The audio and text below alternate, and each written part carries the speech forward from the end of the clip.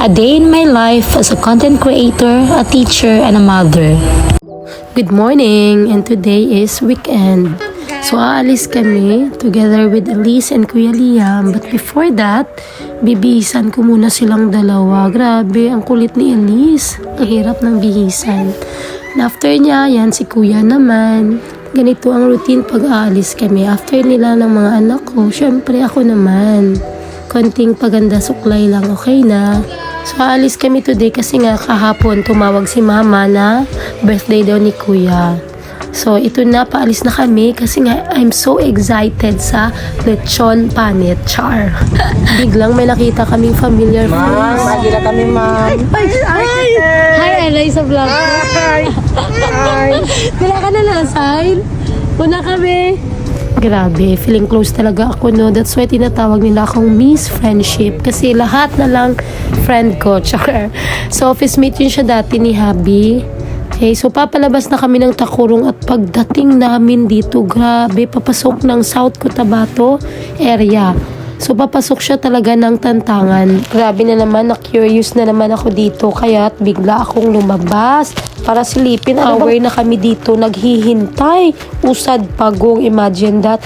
And ayan, si Teacher Rain yung na-curious masyado. 'Di ba? Kahit mainit, hala, labas pa rin. Ay na, dahil sobrang tagal ang mga anak ko, bored na talaga. Yan, dyan na silang dalawa, nag-away na sila kasi gusto nila pareho na sa harapan. Ay nako, so ayan, naglaro na lang kami ni Elise, tapos si Kuya Liam, I don't know anong ginagalaw niya dyan. Yan, my beautiful girl, Elise. And finally, after 1.5 hour, nakaalis na talaga kami. My God, alam nyo, ito lang palang dahilan ng traffic. Checkpoint. Morning. OMG, yun lang pala. Ay, ang tuwa ko talaga, tingnan nyo.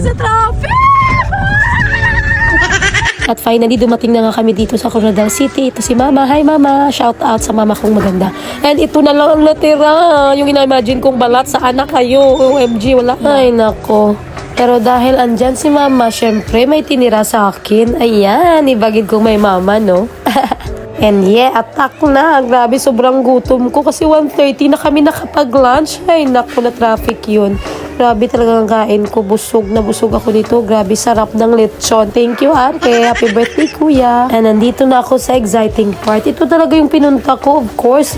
Kasi kakauwi lang ni ate from Luzon at saka yung travel nila sa Boracay. So, ang daming pasalubong. My gosh! Hindi pwedeng uuwi ako nang wala akong dala, diba? So, hindi kami nagkita ni ate kasi nga may tour siya to Visayas. Alang siya talaga para sa birthday ni kuya and umalis na agad. Yun lang, kakarating niya from Luzon, tas lipad na naman sa Visayas. Grabe ang sipag ni ate. Shout out sa ate ko ng Aga Trip Travel and Tour. I love you, Mads. Ingat ka palagi. And thank you sa lahat ng pasalubong na to.